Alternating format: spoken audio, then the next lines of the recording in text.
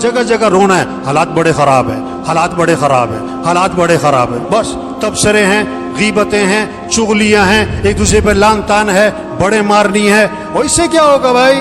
حالات خراب ہیں تو حالات ٹھیک کرنے والا کون ہے؟ زور سے بولو بھائی، حالات ٹھیک کرنے والا کون ہے؟ اللہ کے علاوہ کوئی ٹھیک کر سکتا ہے؟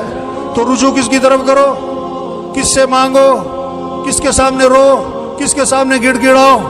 ہاں، حالات خراب ہیں، حالات خراب ہیں۔ اللہ کے نبی نے سارے مسئلوں کا حل بتایا، ایک حدیث کا جز ہے، احفظ اللہ یحفظ کا، تو اللہ کے حکم کی حفاظت کر، اللہ تیری حفاظت کرے گا۔ وہ اللہ کے دین پر آ جاؤ، اللہ مسئلے حل کر دے گا۔ مسئلے خراب ہو، حالات بڑے خراب ہیں، ملک کے حالات خراب ہیں۔ ایک آدمی کسی گھر گیا چائے پینے کے لیے نا، اس نے چائے پہ بلایا، اب جیسے ہی بیٹھے نا چائے پہ، کہتا جی حالات بڑے خراب ہیں۔ کیا کہتا ہے؟ حالات بڑے خراب ہیں۔ وہ صاحب خانہ نے کہا تم نے کیے؟ حالات تم نے خراب کیے؟ کہتا نہیں۔ کہتا تم ٹھیک کر سکتے ہو؟ کہتا نہیں۔ کہتا پھر چائے پیو۔ پھر کیا کرو؟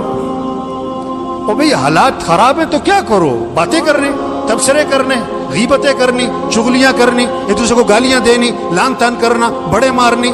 نہیں، حالات خراب ہیں تو کیا کرو؟ اللہ نے مسئلے کا حل بتایا، وَاسْتَعِينُوا بِالصَّبْرِ وَالصَّلَاةِ۔ وہ سارے مسئلوں کا حل اللہ فرما رہے ہیں، اللہ سے مدد طلب کرو، صبر کرو، جزا فضا نہ کرو، شور شرابے نہ کرو، غیبتیں نہ کرو، گالیاں مت دو، صبر کرو، اور نماز پڑھو، اور نماز پڑھو، نماز پڑھ کے اللہ سے مانگو، اللہ مسئلے حل کرے گا، اللہ پریشانیاں دور کرے گا۔ تو سب نیت کریں اللہ کی طرف رجوع کرنا انشاءاللہ۔